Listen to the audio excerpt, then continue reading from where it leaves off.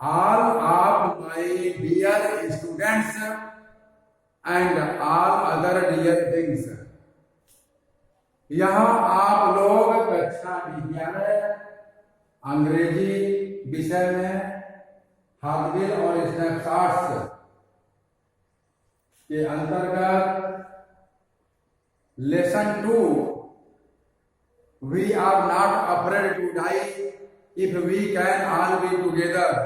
हम लोग मरने से भयभीत नहीं हैं यदि हम सभी साथ साथ हो सकते हैं नामक ये जो लेसन 2 है, पार्ट 2 है। इसका लास्ट दफा पैराग्राफ का रीडिंग आप देखेंगे।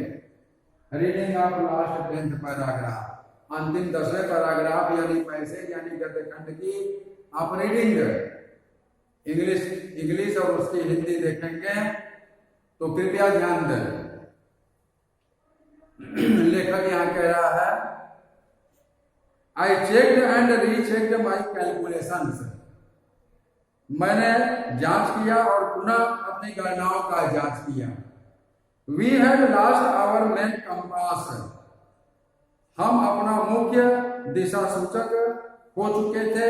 And I was using a spare, और मैं एक अतिरिक्त यंत्र प्रयोग कर रहा था which had not been corrected for magnetic variation, जो कि चुंबकीय परिवर्तन के लिए ठीक नहीं किया गया था। I made an allowance for this, मैंने इसके लिए एक अनुमति बनाया यानी मैंने इसे धीरे धीरे प्रयोग किया। And another estimate of the influence of the westerly currents and another estimate of the influence of the westerly currents, और पश्चिमी धाराओं के प्रभाव के एक दूसरे आकलन को भी दर्शाया। which flow through this part of the Indian Ocean, जो इंडियन ओशियन यानी हिंद महासागर के इस हिस्से से होकर बहती थी। About 2 PM, लगभग दोपहर के 2 बजे, I went on deck, मैं डेक पर गया, and asked Larry to steer a course of 185 degrees। मैंने लारी से पूछा जहाज के नियंत्रण पहिए को 185 डिग्री के कोण पर घुमाने के लिए इफ वी वर लकी, यदि हम भाग्यशाली थे।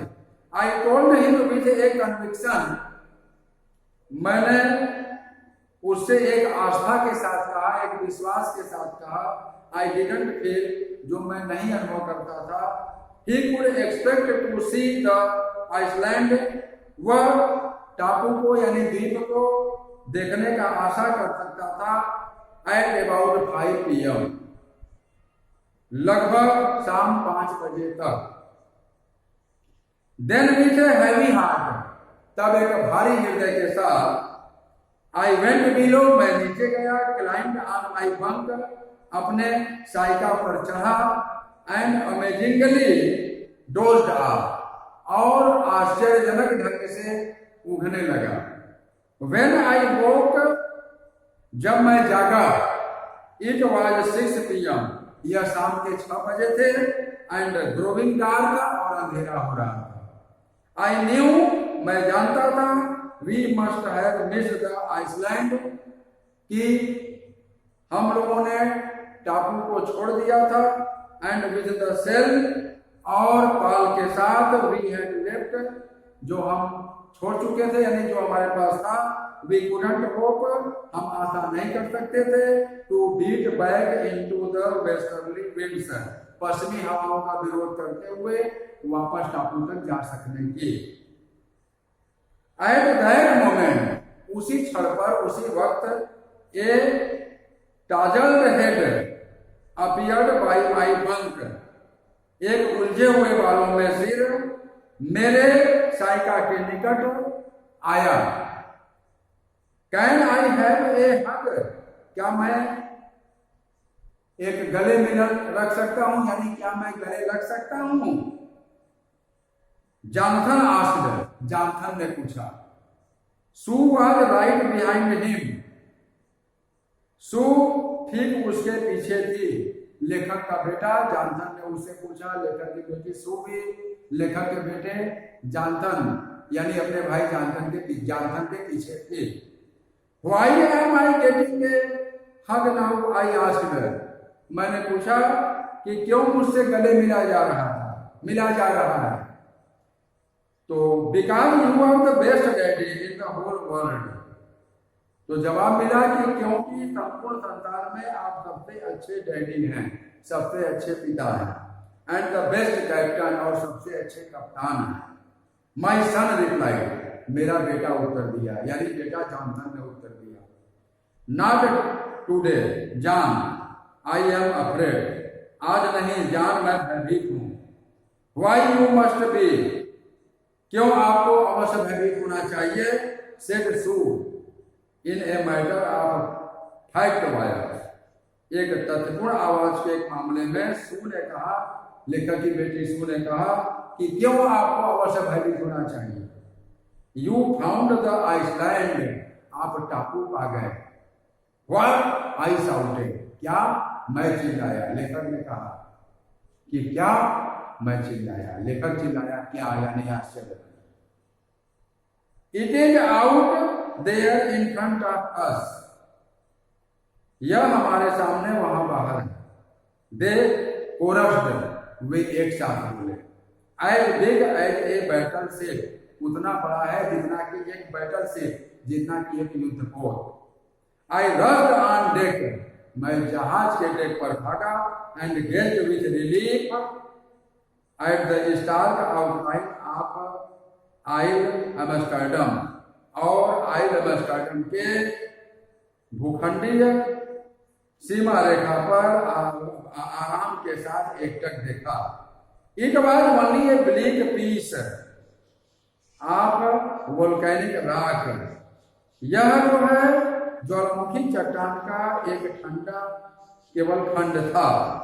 विद लिटिल वेजिटेशन, थोड़े वनस्पति के साथ। The most beautiful island in the world, संसार में सबसे अधिक सुंदर टापू था, सर्वाधिक सुंदर टापू था।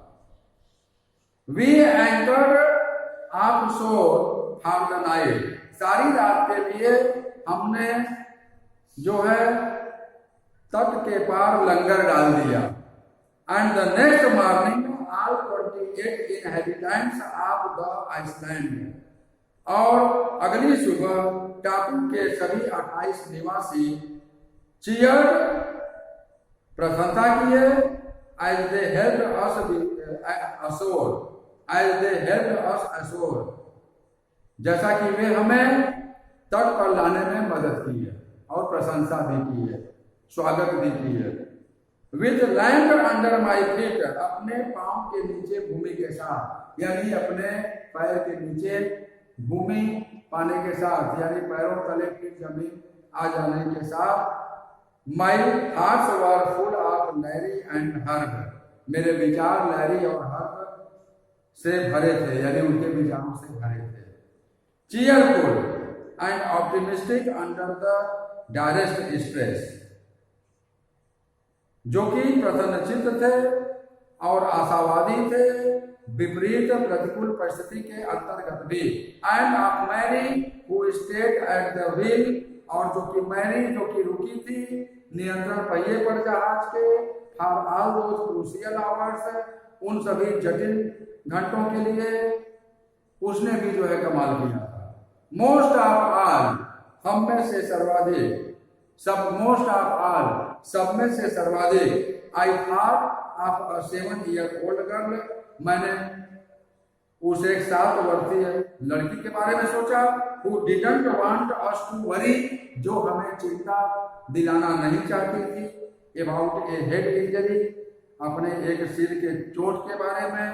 which subsequently took 6 minor operation, जो बाद में 6 जो है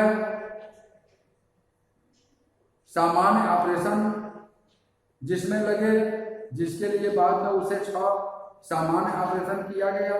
to remove a recurring blood clot, एक चालू रक्त के थक्के को हटाने के लिए बिटवीन स्किन एंड स्कल, त्वचा और खोपड़ी के बीच के।